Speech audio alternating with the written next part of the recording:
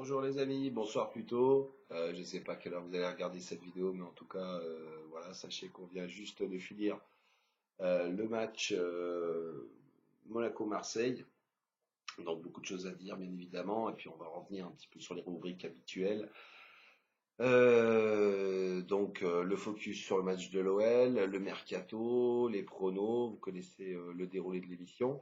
Je voulais juste commencer donc cette vidéo par rapport à la vidéo précédente que j'avais faite, donc vous l'avez peut-être visionnée, concernant le traitement médiatique de l'Olympique Lyonnais et le fait qu'effectivement le titre, les journalistes ne sont pas pro, sous-entendu pro-lyonnais, et j'ai fait référence à un certain nombre de choses, donc j'ai dit qu'on reprendrait ce débat, pas dans cette vidéo parce que l'actualité est très chargée, mais on prendra le temps de se le refaire tranquille. Voilà, petit coucou à l'Eslon du Cher, que je suis allé voir au stade Balmont en compagnie de mon ami Khalil, à qui j'avais fait une petite dédicace sur la vidéo précédente, et puis il a gentiment envoyé comme quoi quand on est journaliste. Non, je rigole, journaliste, enfin improvisé. On a des passe droits ensuite, on était invité du Cher, magnifique ambiance dans les tribunes.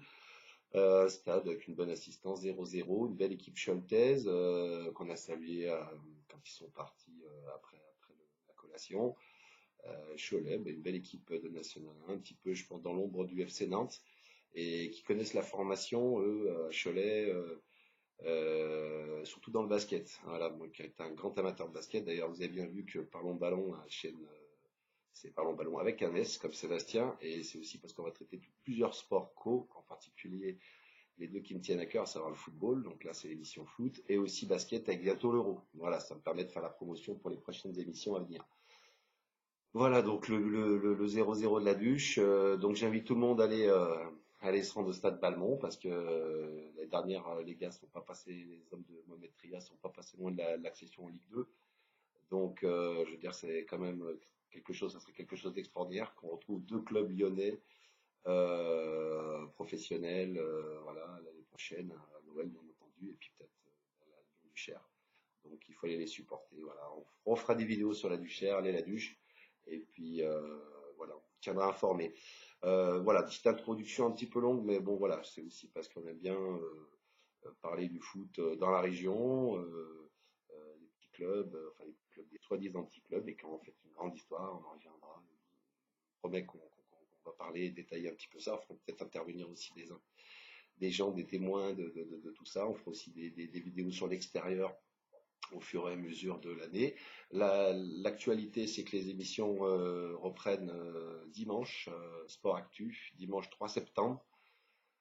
Voilà, donc Samy, toute l'équipe, 18h, 20h, tous les dimanches soirs sur 80.5, donc Sport Actu, et votre serviteur qui sera bien entendu présent autour dans l'équipe, hein, autour de Samy, Rogers, bien évidemment, René Hidalgo, Arabes, voilà, Mohand aussi qui serait sans doute, enfin, qui va être, je pense, bien présent aussi sur les débats animés.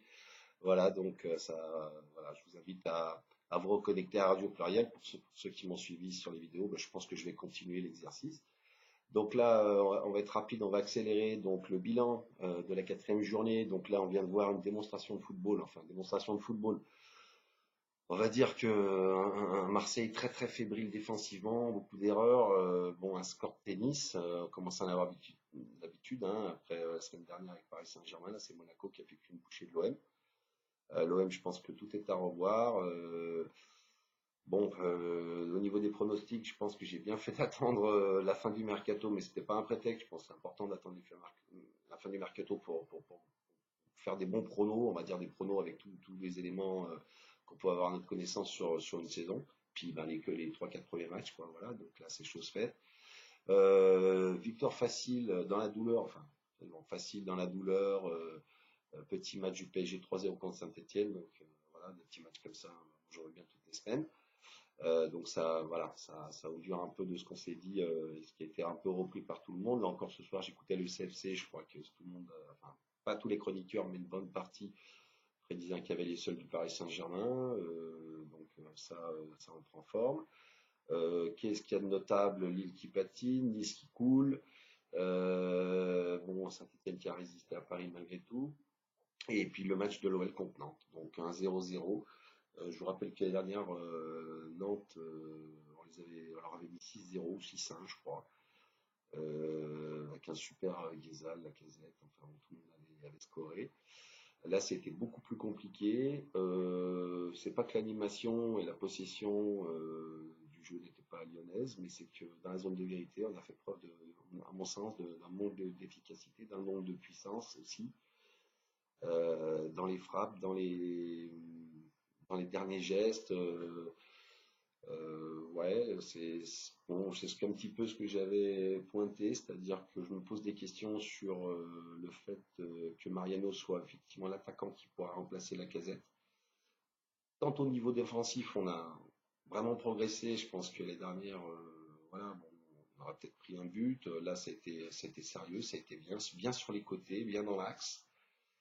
Milieu de terrain, Touzard a été bien aussi, même s'il a eu un petit passage à vide au creux du match, et puis après, révolté sans doute par le penalty qui lui a pas été accordé. Enfin bon, moi je trouve qu'il n'y avait pas forcément faute, hein. Je vais essayer de rester objectif, même si vous pouvez me dire, oui, ouais, il y avait faute parce que Cavani, non, je m'en fous, moi je juge l'action. Pour moi, il était en train de tomber, bon, il tombe sur la jambe, c'était pas vraiment faute.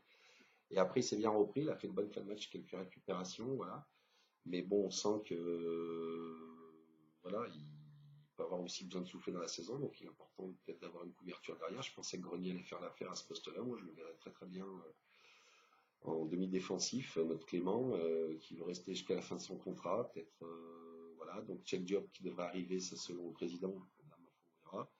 Mais en tout cas, c'est plutôt l'animation offensive qui m'a posé souci. Bon, je vais pas refaire un débat, enfin, je vais pas faire lancer un débat sur Mariano, mais je pense quand même que ça valide. Je pense pas qu'on gagnera l'Europa League et qu'on sera en Ligue des Champions enfin, à l'issue du championnat avec Mariano comme avant-centre cette année toute la saison. Euh, voilà, je ne veux pas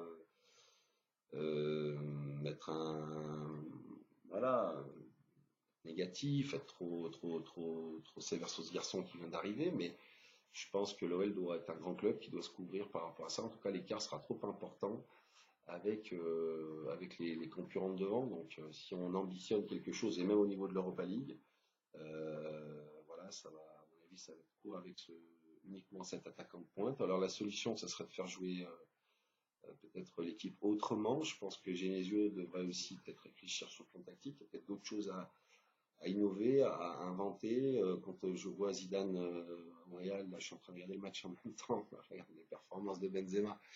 Alors bon, vous connaissez le score, mais bon, il y a toujours un partout. Euh, voilà, qui fait jouer des offensifs, hein, voilà, des défensifs, hein, des choses vraiment intéressantes. Je pense que voilà, donc, il y a peut-être des choses à réfléchir pour tirer le maximum de cette équipe. Mais bon, on va dire que le 0-0, voilà. Ce que j'ai préféré dans le match, je vais vous dire, c'est, vous allez rigoler, c'est l'échange Aulas-Ranieri. Voilà, la petite histoire, c'est que, voilà, Aulas qui a dit à Ranieri, j'aurais bien aimé travailler avec un monsieur comme vous. Et il y a quelques ans, il y a 2-3 ans, c'était à l'époque d'Hubert Fournier, là, quand voilà, il s'est fait remercier à mi-saison. J'avais croisé le président Aulas, voilà, à l'occasion d'un événement, c'était l'AG de l'OL, quelque chose comme ça. Et je lui avais dit, alors, il faut s'attendre à du mouvement. Et puis, je lui avais parlé, enfin, je fais bref, j'avais parlé d'un grand entraîneur italien. J'aimerais voir un grand entraîneur italien à Lyon. Et je lui rappelais que Bernard Lacombe avait déjeuné avec Marcelo Lippi. Il m'a dit, ah, vous avez une bonne mémoire. Et puis, quelques jours après, à défaut de grand entraîneur italien, on a eu Bruno Genesio. Alors, bon, il y a la consonance italienne, hein, Bruno, Genesio. Et voilà, donc c'est vrai que après, quand le président a nommé Bruno, ça m'a fait rire. Et voilà, je soutiens Bruno depuis 2 ans, voilà, depuis qu'il est entraîneur à la radio. Je l'ai toujours soutenu. Moi, les dernières, pour moi, c'est vrai que c'était une saison un peu ratée. Quatrième simplement championnat, mais bon, voilà, je veux bien des saisons ratées, quatrième, ok. Voilà, ça veut dire qu'une saison moyenne c'est troisième, deuxième, et puis une saison réussie c'est champion. Donc voilà, moi j'en redemande. Et puis il nous a fait rêver en Coupe d'Europe, mine de rien, voilà. Après, je pense qu'aussi, voilà, il a un effectif qui est beaucoup renouvelé. Il faut qu'il tente des choses, qu'il essaye peut-être d'autres options de jeu. Puis bon, qu'il réclame éventuellement aussi des renforts. Je pense qu'il à même de dire avec tout son staff autour, Joël Batz, Gérard Baticle, et puis bon, bah, Chris Armand Garrido qui a intégré la réserve maintenant, ça c'est une très bonne chose pour le club. Voilà, pour que la réflexion soit collective sur ce qui manque encore à l'OL pour franchir enfin, une marche pour arriver proche des deux premiers. Voilà, donc l'échange, l'histoire, c'était un peu ça. Bruno Genesio et Jean-Michel Aulas. Donc c'est le moment que j'ai préféré, le petit échange Ranieri Aulas. Et puis bon, voilà, ça s'est greffé à mon histoire personnelle. Puis bon, après Bruno, c'est vrai que c'est un mec super sympa. Quand l'OL est remonté en Ligue 2, bon, il était quand même là avec Raymond Domenech comme entraîneur. Je me souviens quand on était jeune, c'était vraiment un garçon hyper agréable, hyper sympa, un joueur qui se prenait pas la tête, qui payait des coups à boire à mes potes. Enfin bon, voilà, j'ai des souvenirs. Enfin, voilà, vraiment quelqu'un de simple et quelqu'un qui mérite d'être soutenu, parce que si tout le monde l'attaque, je vois pas pourquoi je ne soutiendrai pas, moi. C'est pas, voilà, je crois que il faut le voir aussi sur la durée, une petite durée. Ça fait que finalement la deuxième saison, une première saison quand même bien très très réussie, hein. Il ramène l'équipe Ligue des Champions, une deuxième saison demi-finale de d'Europa League, c'est quand même très très bien. Et puis une quatrième place, bon voilà, avec 77 buts marqués, on a marqué que 6 buts de moins que le PSG l'an dernier. Alors après, je veux bien, oui, la défense. Donc là, apparemment, c'est solutionné, hein. La défense, là, bon, sur ce que j'ai vu sur Nantes, c'est bien. Voilà, pour revenir un petit peu sur l'OL, voilà, maintenant je pense que c'est au niveau de l'attaque, il va falloir, je pense, donc, peut-être une idée au milieu de terrain, renforcer ce milieu de terrain, pourquoi pas, mais il faut pas mettre toutes ses billes, il faut absolument prendre quelqu'un devant, selon moi. Alors le mercato s'emballe, hein, on passe à la rubrique mercato. Mbappé vient de signer, enfin vient d'être prêté par Monaco, c'est quand même incroyable. Monaco qui prête. Alors bon, il s'était coincé sa dernière année de contrat de Mbappé, il était obligé de faire quelque chose. Mais enfin, bon, sous la pression du coup médiatique, hein, puisque le transfert est annoncé depuis des semaines et des semaines. Le PSG qui sans doute paraît aussi de sanctions éventuelles au niveau du fair play financier. Enfin bon, toujours est-il que bon, il est parisien, donc bon voilà, ça confirme un peu voilà, que l'ordre parisien va sans doute être quasiment injouable cette année. Bon, ça fait depuis un mois qu'on le dit, que je le dis. Maintenant, au niveau européen, ben, Barcelone a essayé de compenser, voilà, donc c'est Dortmund qui a fait la mise. Ils ont pris 115 millions sur un joueur Dembélé qui, voilà, bon, il a peut-être aussi un peu plus prouvé qu'Mbappé sur le coup, mais enfin bon, c'est les folies du mercato et là c'est Dortmund qui en a profité. Alors peut-être que nous a directement profité s'ils décident d'investir sur Maxwell Cornet pour une certaine somme, on parle de 20 millions. Maxwell, selon moi, n'a pas sa place à l'OL, mais bon, l'OL, c'est quand même pas n'importe quel club, donc 20 millions, c'est le tarot, hein. Il n'y a pas de. C'est un joueur. Alors après, je sais qu'ils étaient aussi sur Malcolm. Malcolm, à mon avis, est plus ailier, moins attaquant de pointe, comme peut l'être un profil quand même plus particulier, enfin voilà, qui Cornet plus de plus en pointe. Maintenant, le petit Malcolm, c'est le double, voire le triple de Cornet en termes de prix. Donc, on va voir si Dortmund va tomber dans le panneau. On va voir payer 50 millions pour Malcolm, je sais pas. Toujours est-il que au niveau français, bon, Jovetic à Monaco, du coup, Pic, c'est une ancienne piste de l'OM, ça on a vu. Bah, c'est lui qui a marqué, hein, je pense, en médical, là, sur le champ de patate en Chine, Jovetic, hein, en fin de match contre l'OL en préparation. C'est un bon joueur, il était très bon à l'époque de la Fiorentina. C'est un peu perdu en Angleterre, me semble-t-il. Donc, il relance sa carrière à Monaco. Puis bon, l'Italie, c'est vrai que en ce moment, bon, voilà, c'est un peu. Ils ont besoin de sous parce que quand on voit encore l'Inter, l'effectif qu'ils alignent, très honnêtement, ils sont pas européens. Voilà, le Milan AC qui peine à faire un attaquant. Il y a des grands clubs, on attendait plus sur le mercato, ils n'ont pas trop bougé. Je pense qu'en fait, que l'histoire de Neymar, ça a mis un coup comme un coup de taser à tous les grands clubs européens. Plus personne ose faire des propositions, proposer 60-70 millions. On paraît des clochards. Donc voilà, c'est un peu le sentiment que j'ai. Donc je pense qu'il reste quelques jours. On va voir, on va voir. Enfin, ce qui pourrait se passer, bon, bah, ça vous le savez, au niveau de l'Olympique Lyonnais, moi j'ai mis une hypothèse, donc, sans transition, je fais un petit crochet, là, une petite parenthèse dans le programme. Je vais vous parler de la sélection de l'équipe de France, Didier Deschamps. Voilà. Et la non-sélection de Benzema, parce que bon, voilà, c'est Benzema. Recrue à l'OL, alors soit sous forme de prêt, soit sous forme de transfert. J'ai même tweeté à Jean-Michel Aulas ma suggestion. J'ai dit, cher président, est-ce que vous pensez que un retour de Benzema à l'Olympique Lyonnais, même en prêt, pourra nous permettre de rivaliser avec le Paris Saint-Germain de Neymar? J'attends la réponse. Hein, je vous informe dès que j'ai la réponse. Peut-être qu'il va bouger il va bouger ça sur les transferts sans en parler. Hein. Il n'y a pas besoin de mon approbation pour la question. Mais bon, pour en revenir à l'équipe de France, ben oui, c'est un peu un scandale. Voilà, j'ai vu des gens très en colère. Alors bon, la semaine dernière, j'ai fait un petit coucou à Mohamed Eni, parce que j'avais trouvé rigolo sur deux, trois vidéos. Bon, là, il a pris position, bien sûr, pour Benzema dans cette affaire. Mais bon, j'ai vu d'autres trucs où il parle mal, le petit Mohamed Eni. Là. Faut pas insulter tout le temps. Moi, les trucs des grands-mères, c'est rigolo, mais bon, voilà, doucement quand même.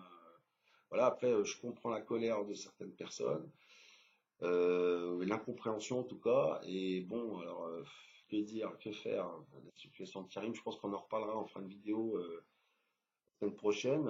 Voilà, parce qu'il faut que les choses bougent. C'est pas, voilà, mais bon, en ce qui nous concerne, moi, j'ai pris position pour un transfert à l'OL, en tout cas que l'OL mette le paquet. Si on voulait avoir une seule chance de rivaliser, en tout cas pour moi, c'est le joueur qu'il nous faut. Et puis bon, je pense que voilà, il y a des facilités de transfert qui pourraient se faire avec le Real. En tout cas, peut-être de près, enfin je ne sais pas, mais enfin bon, je pense que le Real aussi est d'une certaine manière, il y a un intérêt commun hein, avec les autres clubs européens, c'est que cette folie des transferts à plus de 200 millions, voilà, c'est hors économie. On comprend bien que les choses ne peuvent, enfin voilà, on n'est plus dans c'est du dumping en fait économique. Hein, c'est vraiment sur le plan économique, c'est un moyen de. Et puis bon, voilà, quand on voit l'effectif de Paris Saint-Germain, c'est comme l'Inter. J'avais fait référence à l'Inter qui explosait en vol quand ils avaient 35-40 internationaux, parce qu'à un moment donné, c'est plus rentable. Enfin, je veux dire, voilà, on perd trop d'argent, c'est économiquement pas viable. Donc peut-être qu'il y a aussi des choses à faire à ce niveau-là. En tout cas, pour nous, pour l'intérêt de la Ligue 1, c'est un peu ça. Donc sur la situation de Benzema en équipe de France, je dirais que il me semble qu'il y a des interventions qui ont été quand même importantes. Celle de Zidane est importante. Ça me permet de regarder en même temps où on en est. Ah, tiens, il y a un but, il y a eu un but. Je crois que c'est de Valence. Et oui, de Valence qui mène 2-1. Bon, apparemment, le Real est en train de fatiguer là, mais bon. On revient à nos moutons. Donc la situation de Benzema, bah, voilà, peut-être qu'il est aussi affecté par tout ça. Hein, il est humain. Il ne doit pas tellement comprendre les choses. Ce qui lui est reproché, peut-être sa franchise. Bon, voilà, il aurait peut-être dû appeler Deschamps. Qu'est-ce que Deschamps lui aurait dit? Il aurait expliqué qu'à l'époque, il y a de ça, voilà, comme Le Gret disait, fallait qu'il appelle Didier Deschamps. Pour lui dire quoi? Moi, je ne sais pas. Ça me paraît quand même très, très, très compliqué. Une fois que les doutes, enfin voilà, les actions de justice sont levées, il me semble que voilà, ça paraît. Voilà, ils ont égalisé là, voilà, pour parler d'un temps. Je crois que c'est Sensao encore qui a marqué le but, qui a marqué le premier. Voilà, ils ont la relève, le Real, hein, qui nous file Karim là. Parce que sinon, ça va être très compliqué en championnat. Donc, que dire sur cette équipe de France? On verra, hein, on fera une vidéo là-dessus. En tout cas, si jamais la France se qualifie pas, euh, voilà, je pense que la question, ça sera encore. Voilà, Deschamps va avoir du mal à. Voilà, je pense qu'on a les moyens de se qualifier, on a quand même des très bons joueurs, mais enfin bon, quand on commet des fois des erreurs comme ça, au très très haut niveau, on ne peut pas se passer des meilleurs joueurs. Donc là, je pense que l'équipe de France ne peut pas passer de Benzema. Quoi qu'on pense de l'homme, moi je pense qu'il est quand même respectable et respecté. Voilà, je pense que c'est quelqu'un qui a été un joueur en tout cas de foot exemplaire. Après, bon, voilà, il a à peine 30 ans. Des erreurs, on en commet tous. Voilà, moi je pense que là, ça, c'est beaucoup trop, ça va beaucoup trop loin cette histoire. Il faut absolument que, voilà, donc Zidane est intervenu, le président Las maintenant qui est à la Fédé, ben, il va falloir qu'il fasse son boulot aussi à ce niveau-là. On l'attend d'ailleurs peut-être plus là, hein, parce que sur la question sur les journalistes, j'aimerais aussi dire que j'ai pensé après, hein, je dis mais bon, peut-être Olas aussi, peut-être qu'il arrête d'être journaliste, ça permettrait à des journalistes lyonnais de voilà, de se faire connaître un peu plus et puis qu'il occupe un peu moins le terrain. Voilà, avec Daniel Riolo, ne vous inquiétez pas, on s'en occupe, comme dit l'autre. Hein, moi, je m'en suis déjà occupé, voilà, mais bon, voilà, pour l'instant, on fait Radio Pluriel, c'est pour ça qu'on met un peu la promo là-dessus. Donc, que le président Las essaie de défendre la cause de Karim auprès de la Fédé, je pense que c'est une très bonne chose. Voilà, bon, on va finir l'émission. Bon, j'ai essayé de donner pas mal d'infos, en tout cas mon opinion sur les choses. On va finir sur les pronos. Donc là, les pronos, restent 4-5 jours jusqu'à, je crois que c'est jusqu'à jeudi pour le mercato. Vendredi, ça sera bouclé. Donc je pense que je ferai une vidéo dans la semaine à l'issue du mercato pour confirmer totalement les pronostics. Là, on va finir rapidement. Donc PSG, bien sûr, en numéro 1 avec Mbappé en plus. Je pense que le titre est joué si les autres équipes ne bougent pas. Monaco en 2. Je pense que pour l'instant, sur ce que j'ai vu, ils ont de quoi faire. Je le mets en plus. Sans doute après, il y aura peut-être d'autres recrues dans la semaine, je pense. Ils gardent une certaine avance sur les suivants. Donc 3, l'OL. Ben, l'OL, je les maintiens en 3, même s'ils m'ont un peu inquiété sur voilà, ce pouvoir offensif qui me semble un peu moins fort que celui de l'an dernier, quoi qu'on en dise. Même avec un grand Fekir, je pense qu'il y a des choses à voir. Alors après, c'est peut-être un peu d'organisation, mais sur ce que j'ai vu, ça me semble insuffisant si on veut faire une très bonne saison. En 4 et en 5, alors moi j'avais mis la semaine dernière, vous avez rigolé, Marseille et 5 Saint-Etienne. Ben, si on regarde le classement actuel, hein, Saint-Etienne est 3, nous on est 4, et puis Bordeaux est 5. Et Marseille était juste derrière, 6, je crois, même avec la route qu'ils ont pris, ils sont encore. Voilà. Ben, quatrième, cinquième, allez, vu que tout sera définitif la semaine prochaine, je vais aller refaire plaisir au Staphonois, je vais mettre 4. Et pour punir l'OM de ce très mauvais match de ce soir, je vais mettre Bordeaux 5. Voilà, même s'ils ont trouvé le moyen de, je sais pas si c'est leur spécialité au bordel, ça, c'est de se faire éliminer en Coupe d'Europe pour essayer de sauver les meubles en championnat. Donc allez, je les mets en 5, mais bon, voilà, on va attendre la fin du mercato, si Malcolm part, si Cristiano Ronaldo débarque à Geoffroy Guichard, si l'OM fait Diego Costa, hein, je sais qu'ils sont dessus, donc apparemment les clubs essaient de bouger. Donc Slimani, l'Algérien, je sais aussi qu'ils sont dessus, peut-être, enfin bon voilà, c'est très cher, mais nous, j'en démords pas, il va falloir qu'on bouge voilà, si moi je veux bien monter l'OL second, peut-être même premier, si on prend Benzema, je mettrais un petit billet pour le titre de champion. Parce que je pense qu'un super joueur dans une équipe, c'est très très important. C'est lui qui met toute l'équipe dans le centre de la marche. Donc j'en démords pas voilà, sur mon espérance de voir Karim débarquer à l'OL. Et si c'est pas en transfert, au moins en prêt.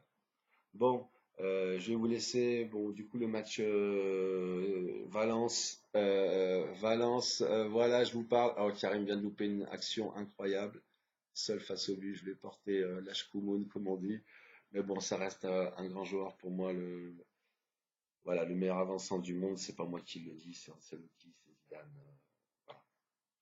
Donc, je vous laisse sur ces pensées. Et puis, bah, pour moi, c'est la reprise du boulot demain. Donc, je vous promets, je vous lâche pas. On continue de faire les vidéos. Et puis, je vous dis à très très bientôt. Allez, ciao. À bientôt. Merci. Et puis, ouais, faites tourner par le ballon avec un S comme ça. Ciao.